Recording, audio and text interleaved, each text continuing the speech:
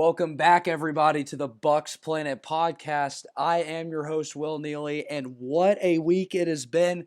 The Tampa Bay Buccaneers have signed future Hall of Fame quarterback, six-time Super Bowl champion, Tom Brady.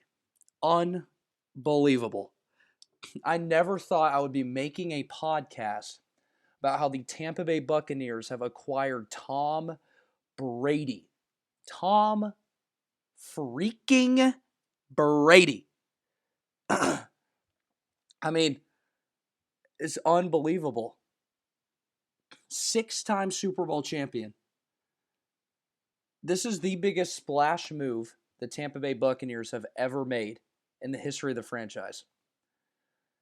And this, of course, means one thing. Jameis is gone. Okay, rip Jameis. I might even have a Jameis ceremony podcast where all we do is talk about the famous Jameis Winston. We might have a Jameis ceremony. I'm not sure yet.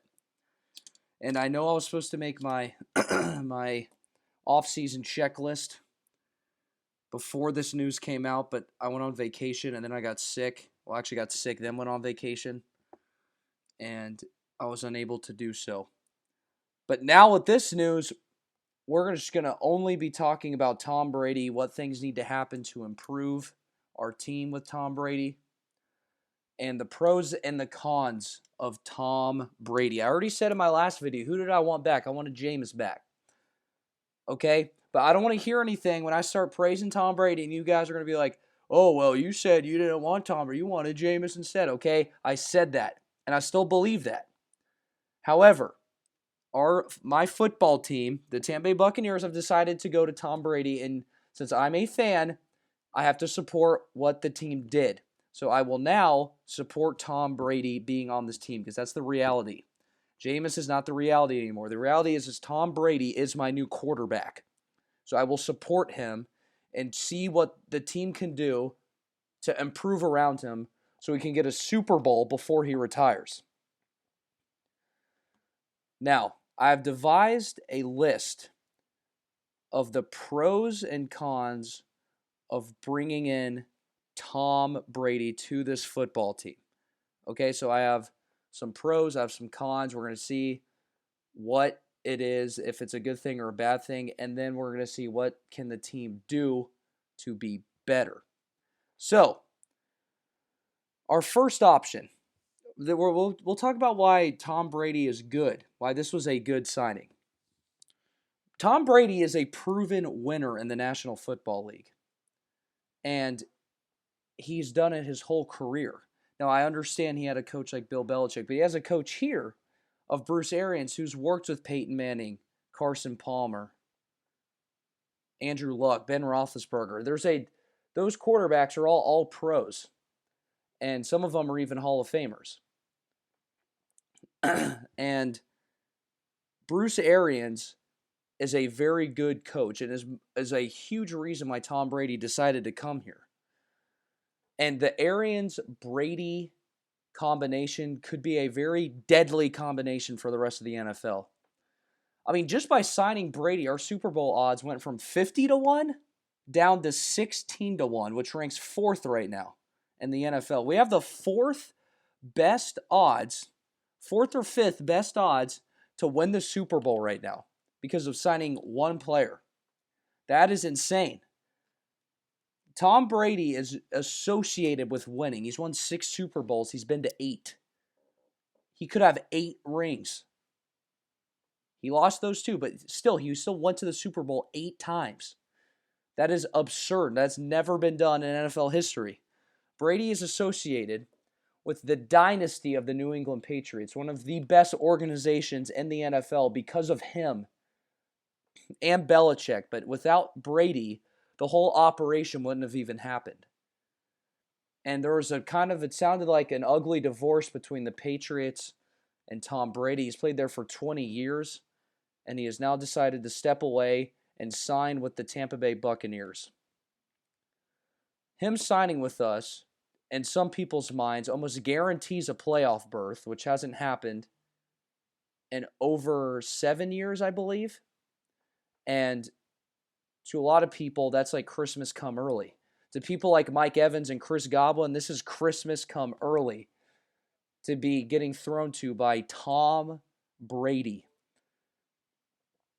So, by Tom Brady coming here, we expect to win a lot, and we probably will. I do believe we'll finish with a winning record. Brady's never had a losing record before in the NFL. 20 years, never.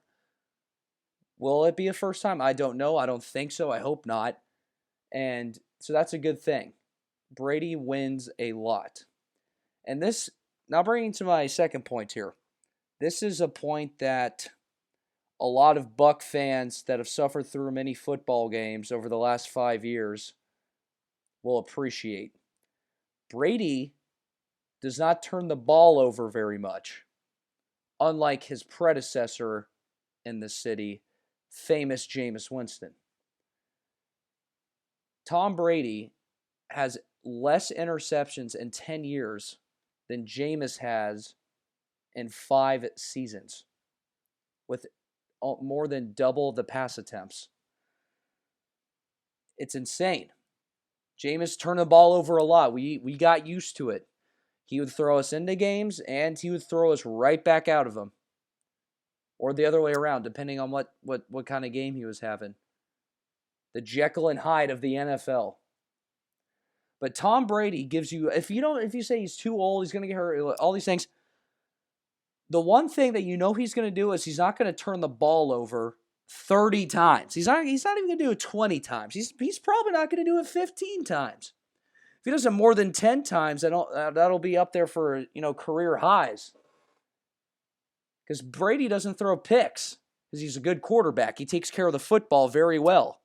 He's the opposite almost of what we just had in Jameis Winston. So he won't turn the ball over for us to lose games. So we might lose football games because maybe he doesn't push the ball down the field as much. Maybe our team just sucks. But we're not going to lose games because we turn the ball over too much. Those days are officially over. So that's good. Because, Tom Brady last year only threw 8 picks.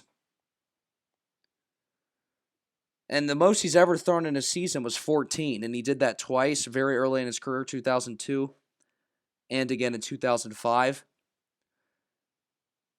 And the problem is with Jameis is it was just way too inconsistently turning the ball over. Because on paper, it kind of looks like Jameis does fit the system. Strong arm, semi-athletic, can kind of get out of the pocket if he needs to, right? And he can push the ball down the field, and he's willing to take a hit to wait for those long developing routes so he can throw the ball down the field. And his deep ball accuracy is good. But the decision-making was too inconsistent. He had 30 picks. We know not all of them were his fault, but a lot of them were. And there was picks that were dropped, so in the end, it all kind of evens out.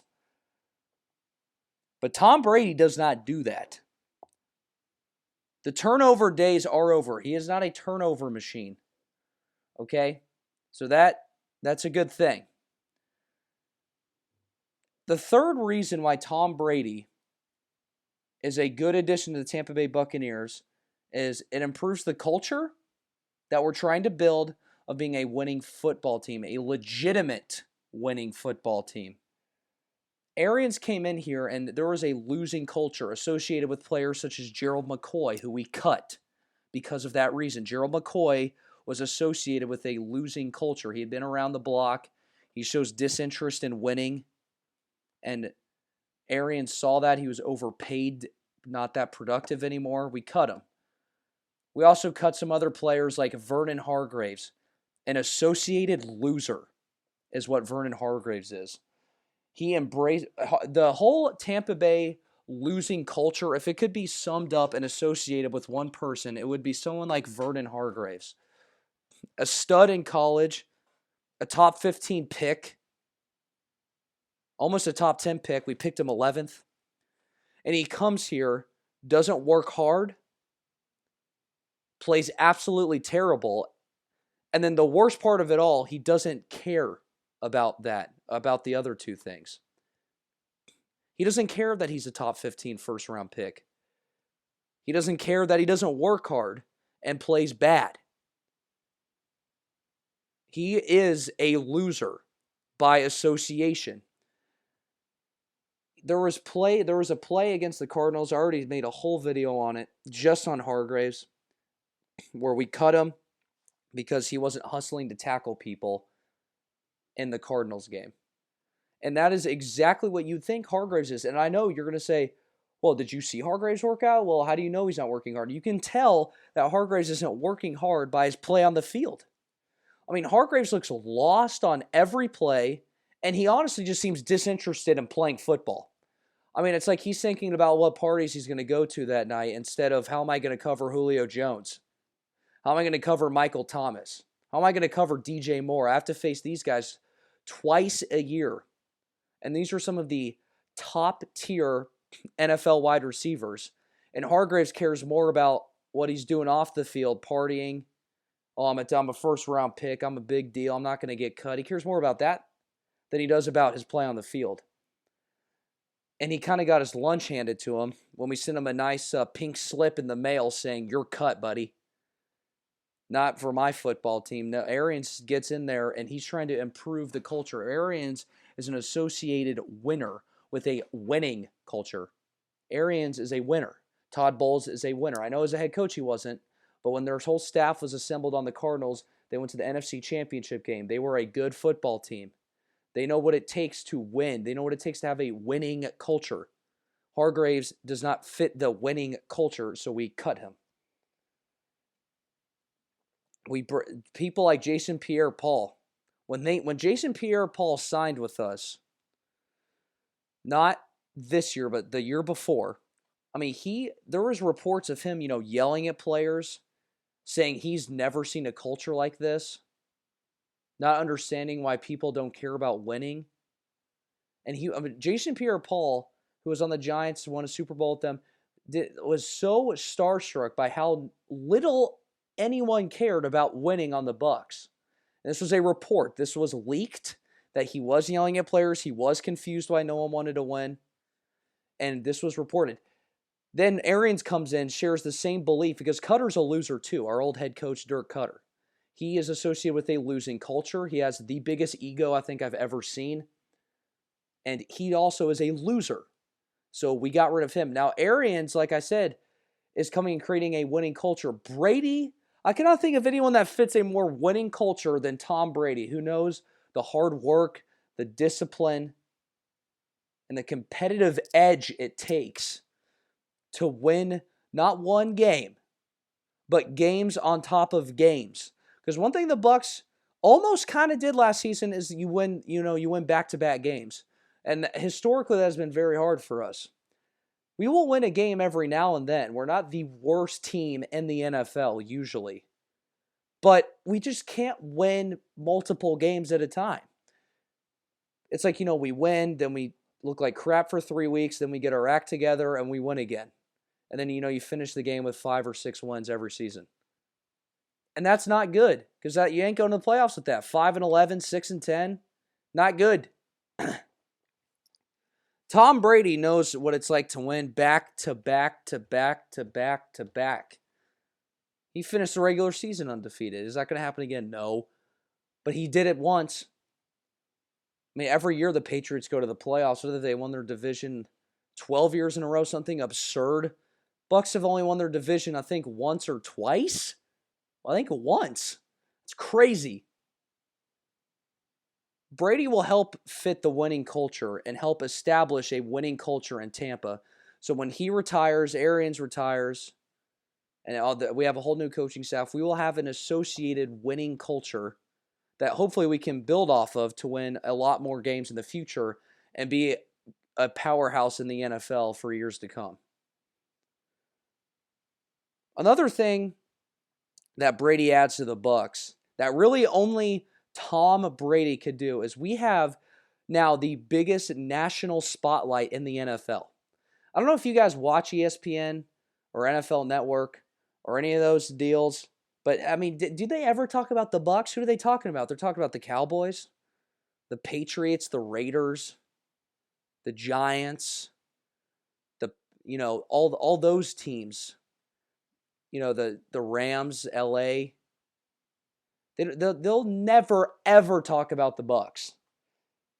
But now that we have Tom Brady, every single network, ESPN, NFL Network, ESPN2, ABC Sports, NBC Sports, NFL Live on HBO, they only talk about the Bucs because we have Tom Brady.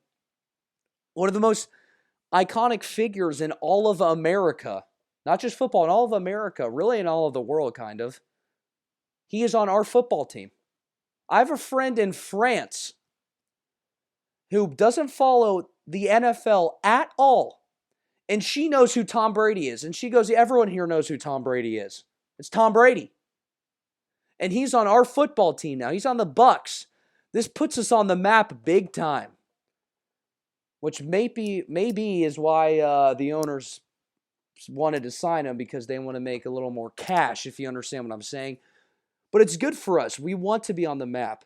We'll get a lot of more bandwagon fans. Maybe my views on this video will double just from Brady alone. And I'll take the fans, but I hope that they'll stay around once he retires. That's for sure. I've been waiting for a splash move for the Bucs to be a legitimate contender, to get the respect they deserve for a long time, because we have good football players, Levante David, Chris Godwin, Mike Evans, that none of them really get the respect they deserve because they're on the Bucs. Especially Levante David. I mean, he is deservingly a Pro Bowl player for the last few years, and he hasn't made the Pro Bowl because he's on the Bucs. No one knows him. But he is one of the best linebackers in the NFL, can't even make a Pro Bowl. Mike Evans is a top 5 wide receiver in the league. He doesn't get the deserving credit either. Chris Godwin's now a top 10 receiver. He's underrated too. He had a breakout year, but still. Brady being here gives a lot of our players that are good the respect they deserve. Now, with every good thing, there are some bad. There is another side to this Brady situation that I tried to explain in the last video that you people are going to have to understand, because it is a fact. Tom Brady is not the youngest tool in the shed. I know that's not a saying, but he's not young anymore. He is 42 years old. And he's going to have to go into a new system, and he's never in his entire life had a different head coach than Bill Belichick in the NFL. He's only had Bill Belichick. And now he has to go move here, have a whole new head coach, a whole new team, learn a whole new system. And by the way, our system is not even close to the system he had in New England, where it was throw the ball short, throw it quickly, run the ball, and play good defense and win games. That's what it was. That is not the case in Tampa. Our system is air it out, score a bunch of points. Our defense isn't that good, so we're going to have to keep scoring. We don't have a run game, so you're just going to have to keep throwing and throwing and throwing deep down the field. You have to wait a long time for plays to develop. You're going to get hit a lot. Our offensive line isn't that good. And here we are. But Brady knows this. He came in knowing that this is going to be a challenge, a below-average offensive line, and an offensive system that requires a very good offensive line because the plays take so long to develop because they're all deep routes. Not all, but there's a lot. It's built on the deep ball. That's what Arian's system is. It's built on the deep passing game. But Tom Brady thinks he can do it. However, we do need to balance our offense some. We have to have a good premier running back with Brady. I really think we do. Ronald Jones is not there yet, and give me a break on Peyton Barber. Let's not even mention him. So we need to either draft someone or sign someone, which we'll get into later. But do I have the confidence that Brady at 42 years old can throw the ball 35 to 40 times a game every game? In New England, he only threw it around 20 to 25 times a game. And, they won like that. But here, you're going to have to throw 35, 45 times a game. And I just don't know if Tom Brady is at a point in his career where he can throw the ball that many times in a game. I don't know. We will have to see. Because I honestly do not know if he can do that still. The other thing with Tom Brady is I kind of see a little bit of a Browns effect happening with the Bucs. When the Browns traded for Odell Beckham Jr. last year, everyone was hyping him up the whole offseason. They're going in the Super Bowl. Their Super Bowl odds are super high. But the Browns are a disorganized organization for the most part, or dysfunctional organization. And, they flopped this year so hard. And I kind of am starting to see the same thing. People are hyping up the Bucs so much that I feel like we're going to flop. So my point being is that the expectations are super, super high. I mean, it's so high that it's basically, if you don't win a Super Bowl in the next 2 years, it's a bust. And those are, I mean, the highest of the high expectations. That is the highest expectations that you could possibly have for a football team. And if you fall short of that, then it looks like a failure, and we look like, the joke of the NFL again. And it's very hard to meet expectations that are that high. That's what Buck fans have right now. I mean, honestly, from my perspective, if we can just go to the playoffs and win a playoff game, like that is like super good to me. Obviously, I want to win the Super Bowl so badly. You guys know that. But in terms of like my actual legitimate expectations with Tom Brady, and we're making all these splash moves, I expect us to win at least one playoff game and make the playoffs both years he's here. That's what I expect. But according to Tom Brady, the coaches, and basically everyone who's a Bucs fan is expecting a Super Bowl, and those are very hard expectations to deliver. The third problem with Tom Brady is I have it on my sheet right here. It just says the Bucs effect. I mean, let's be honest here. We have Tom Brady, we have good coaches, but this is still the Tampa Bay Buccaneers here. I mean, I don't know what's wrong with us, but we just seem to be cursed. You sign good players like Deshaun Jackson and Chris Baker those days, and they just flop here. I don't know why people are just like, oh, I want to live in Florida, no state income tax, nice weather, a nice place to just kind of cruise my career out. It's just us. We could still be a losing team with Tom Brady. We could. This could be regarded as maybe one of the worst moves ever by Tom Brady if he doesn't make the playoffs both years he's here. And it's just because we're the Bucs. I mean, when have we ever gone into a season thinking, oh, we're going to win the Super Bowl, since we did win the Super Bowl back in the day when we had, Gruden and Tony Dungy built the whole team, and then we had Gruden and we had that, all-pro defense, we built the team. But, I mean, the last, decade and a half, 19 years have been utter embarrassment for the Tampa Bay Buccaneers. And now all of a sudden we're supposed to, win the Super Bowl? Let's be honest here, guys. I mean, there's a little bit of like, this is the Bucs. Like, come on. I don't care. I mean, this is the Bucs now. We can't be going in thinking Tom Brady's, the Lord and Savior of our football team. He could be. But there's still a little bit like, this is still the Tampa Bay Buccaneers. I mean, we still act like idiots. We still get dumb penalties. Our defense still gets confused and looks stupid. Let's be honest here. My main concern, actually, though, with this is, I know I said, like, oh, we kind of look like the Browns. I'm actually worried that we might turn into the Los Angeles Rams. Because this is what the Rams basically did when they moved out to LA. They're like, okay, we have, they get Goff, and he kind of starts coming into his own. They realize Sean McVay's a good coach. And they kind of basically just blow all of their cap money on veteran players because they think they're going to make a bull run. And they're basically saying, we're just going to screw our football team for the future, sign a bunch of veterans that are good now instead of investing in the future by getting younger players that can be developed. We're going to overpay all these people so they come here, and we can squeeze a Super Bowl out of it and then deal with the rest later. Problem with the Rams is they did go to a Super Bowl, I understand. But they didn't win the Super Bowl, and now they're in a little bit of a predicament. They paid Gurley too early, way overpaid. They overpaid Aqib Talib. They overpaid Clay Matthews. They overpaid Ndamukong Suh. These are all veteran players. Brandon Cooks, too. He might be traded from their team.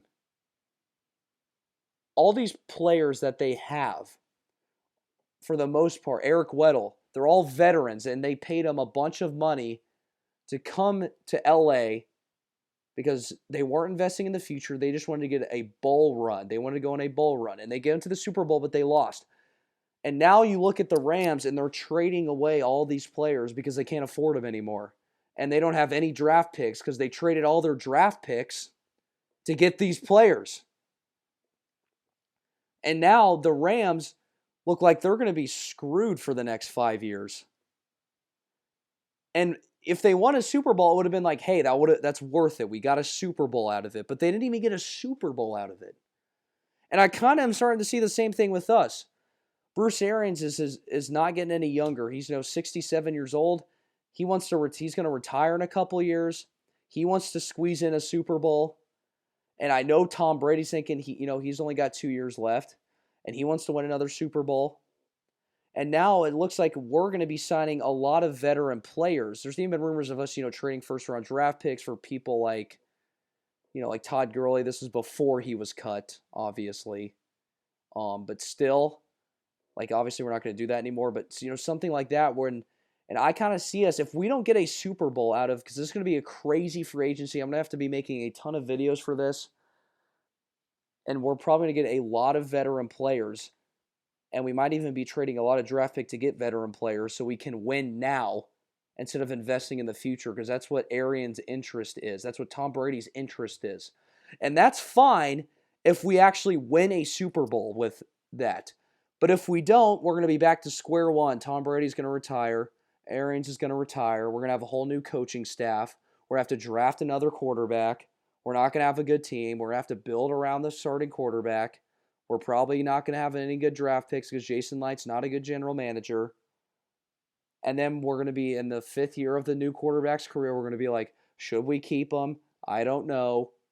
Then we'll probably get rid of him, and then we'll get another quarterback. And then you see what I'm saying? We're going to be on this slope if this doesn't work out. But if you win a Super Bowl and, Arians and Brady, they all go out on top, we could maybe get a quarterback then, have a good coaching staff. It just kind of changes the whole situation.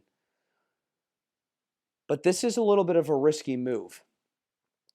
But I know what you're thinking. Will, are you actually happy about the move? What is your opinion? Because I've done very good this video. I haven't even said my actual opinion on whether I like this move or not. So I'm going to say it now. I do like this move. I like it because, honestly, I'm going to college. I'm not going to be here next year, but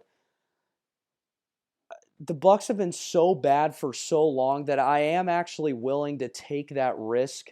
Some people in my family are not, but I am willing to take that risk of the Bucs, what have you done for me lately? You've done nothing for me lately. So you might as well just, who cares about the future? Can we just win now, please?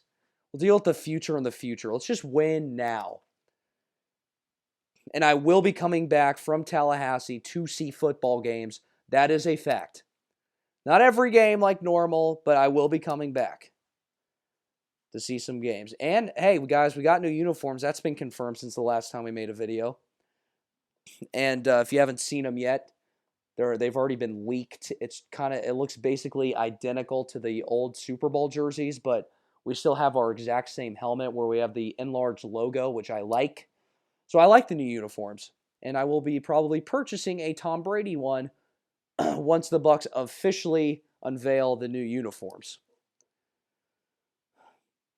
But for now, it's just a waiting game. We're going to have to wait to see how the Bucs reorganize this roster so we can be in position to win now. Tom Brady for sure needs a better offensive line. We signed a lineman today, actually, as a matter of fact. And he's a former Colts offensive lineman. And his name is Joe Haig, I think is how you pronounce it. However, this man has not started in 2 years, which could be, that's kind of one of those things where it's like, well, did we really improve? Maybe not. he did start in 2016 and 2017 for them, so he hasn't started in 2 years. And it's kind of just a rotational guy. I don't really think this guy's going to start. But we need to draft an offensive lineman in the first round. We need to draft a tackle, an offensive tackle in the first round so DeMar Dotson can get the heck out of here because he is way too old and he's not good at football. So get him out, get a new tackle in like Andrew Thomas, Tristan Wirfs, whatever, get just whoever Arians likes, and because Tom Brady has been given control of the entire roster. That is what has been reported. So basically, I think the order of command goes Brady / Arians and then Jason Light way down there. So as long as Jason Light just has no say in who we draft, I'm all set.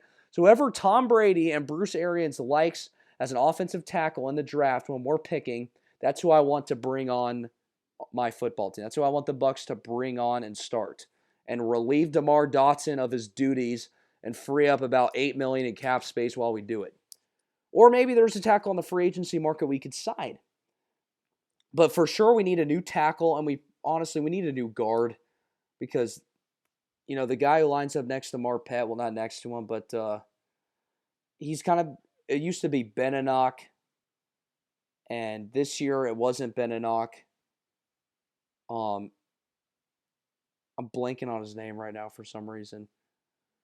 But he's not good either, and he needs to be replaced. So honestly, in the draft, I would get a guard and a tackle at some points or in the free agency. That is number one priority, upgrade the offensive line. Next, get a running back that can take the load for a Super Bowl run. This could be, I know it's reported that Melvin Gordon is finalizing a deal with the team that is not the Bucs, so it looks like he's out as of right now. Todd Gurley signed with the Falcons today, so he's out, which is kind of good because I don't really want him anyway with his injury history.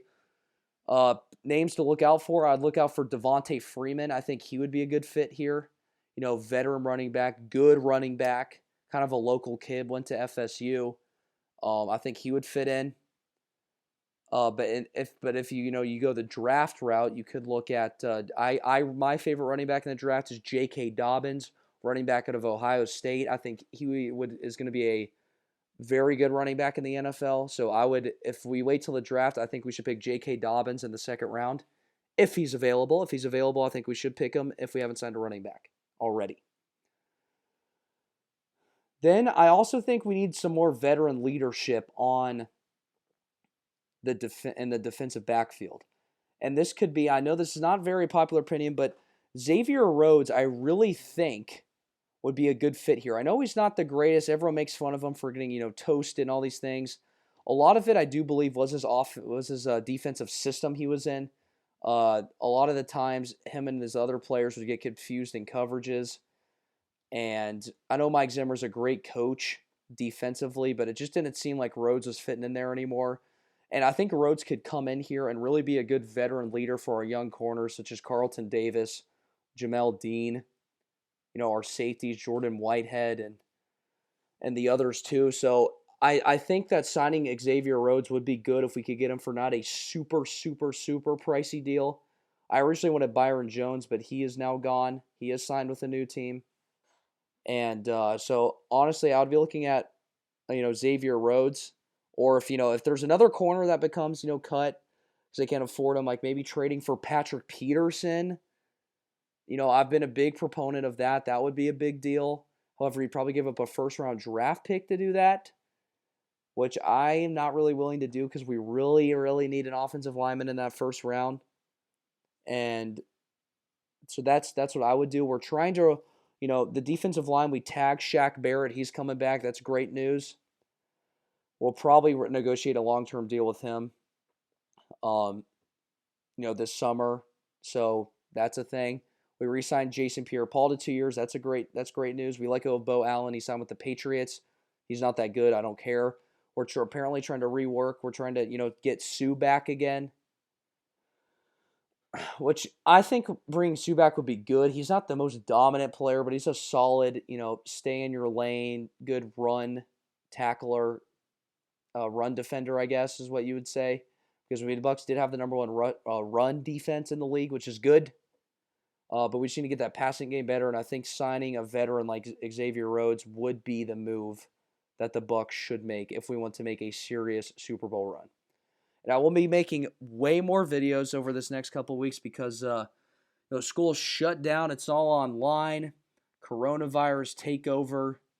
It's sad. We need to get that under control because thank goodness this wasn't during football season because I would probably want to die if that was because I just could not do it.